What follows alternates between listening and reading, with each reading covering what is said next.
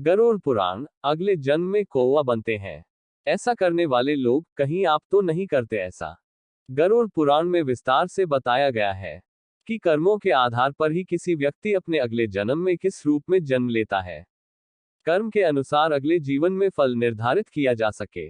कर्मों के आधार पर ही किसी व्यकर्म के अनुसार अगले जीवन में फल निर्धारित किया जा सके।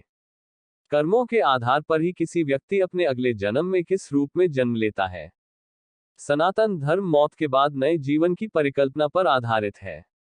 हिंदू धर्म में निधन के बाद गरुड़ पुराण की व्याख्या की जाती है ताकि कर्म के अनुसार अगले जीवन में फल निर्धारित किया जा सके। गरुड़ पुराण में विस्तार से बताया गया है कि कर्मों के आधार पर ही किसी व्यक्ति अपने अगले जन्म में किस रूप में जन्म लेता है। गरुड़ पुराण कहता है कि अच्छे कर्म और बुरे कर्म के आधार पर दूसरे कर्म का जन्म तय होता है। ऐसे ही गरुड़ पुराण में बताया गया है कि किसी के घर बिना बुलाए पहुंच जाना, बिना बुलाए शादी ब्याह या अन्य भोज में पहुंचकर भोजन करने वाला व्यक्ति अगले जन्म में क्या बनता है। कति अपने अगले जन्म में किस रूप में जन्म लेता है। सनातन धर्म मौत के बाद नए जीवन की परिकल्पना पर आधारित है। हिंदू धर्म में निधन के बाद गरुड़ पुराण की व्याख्या की जाती है ताकि कर्म के अनुसार अगले जीवन में फल निर्धारित किया जा सके।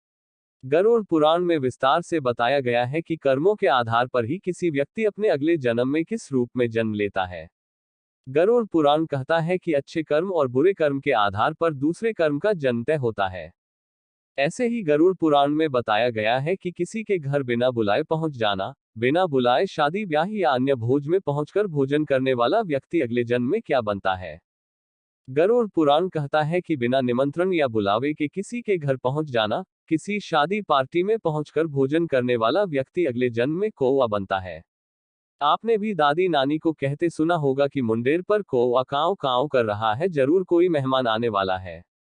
दरअसल बिना बुलाए आने वाले मेहमान को अगले जन्म में कौवा बनकर ये सजा भुगतनी पड़ती है कि वो घर के मालिक को बताए कि कोई आने वाला है ताकि घर का मालिक यथासंभव उसके आगमन की तैयारी कर सके।